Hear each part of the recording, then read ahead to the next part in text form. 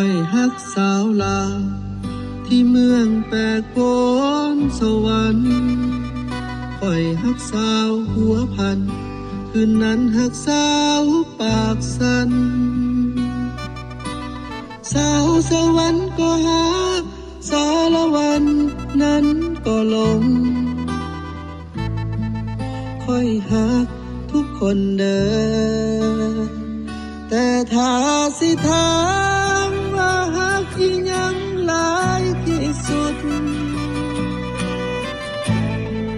ค่อยฮักเมืองลาวเด้ออ้ายฮักเมืองลาวตั้งแต่เมืองจำปา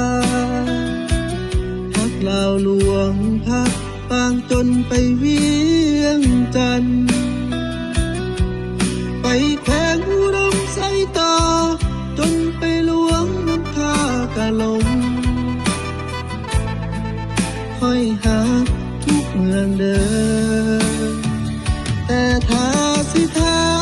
มว่าฮักเมืองไหนหลายที่สุดค่อยฮักเมืองลาว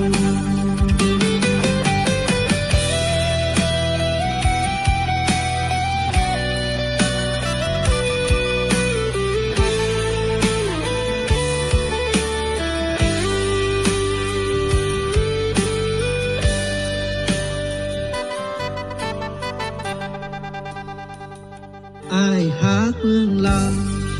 ตั้งแต่เมืองจำปาฮักลาวหลวงพักปางจนไปเวียงจันทน์ไปแขวงอุดมไสต่อจนไปหลวงน้ำท่ากะลง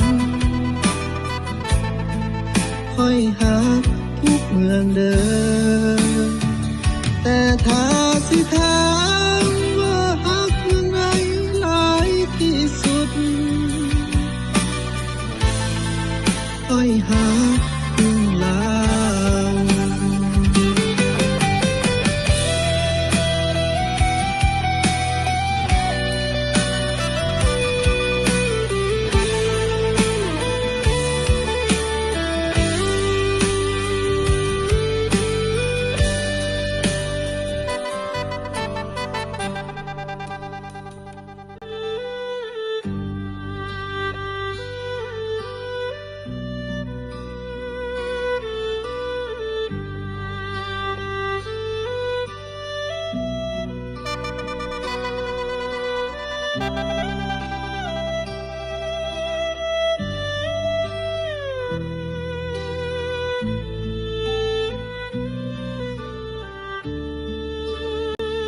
แต่ถ้าสิถา